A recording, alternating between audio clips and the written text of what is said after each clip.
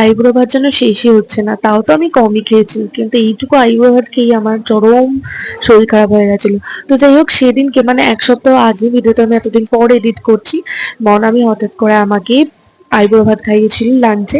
তো ও বলেছিল যে তুই কি খেতে চাস বল, সেটাই আমি তোকে খাওয়াবো। তো আমি বললাম ঠিক আছে, তাহলে তুই বিরিয়ানি খাওয়া আমাকে, একদম প্লেন আর একটা ডিশের মধ্যে কমপ্লিট হয়ে যাবে। তাই জন্য দুপুরবেলা ওর আর আমার জন্য বিরিয়ানি এনেছিল, আর আমরা দুজন একসাথে বসে অনেক দিন পর লাঞ্চ জিনিসটা করলাম। একটু লম্বাটে ধরনের, এই জিনিসটা কিন্তু আমিও প্রথমবারই দেখলাম।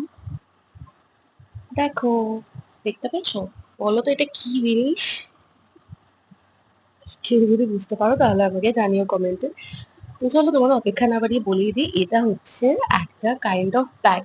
স্টেনলেস মানে পুরোটাই লেদারসে, কাইন্ড অফ প্যাক মানে আমরা যারা হচ্ছে সোনার চুড়ি বা এই যে শাঁখা পলা বাঁধানো এইগুলো যে ইউজ করি, এটা পুরোটাই ভিতরে এরকম ভাবে এই যে আহ, আলাদা আলাদা করে রাখার জায়গা আছে, এই যে মাঝখানে এরকম করে আলাদা আলাদা করে সবকিছু রাখা যাবে। এই এরকম, এই দেখো, পাট পাট করে এরকম ভাবে চুড়ি রাখা, শাঁখা পলা বাঁধানো, যাতে সোনার জিনিস প্রচন্ড ভালো থাকে, এরকম করে সুন্দর করে এরকম বক্সের মতন করে রেখে দেওয়া যাবে। এই জিনিসটা আমাকে আমার আইবুড়ো ভাতে আমাদের জন্য কি আমাকে গিফট করেছে। এত সুন্দর লেগেছে আমার, কিন্তু গিফটটা দারুণ দারুণ পছন্দ হয়েছে।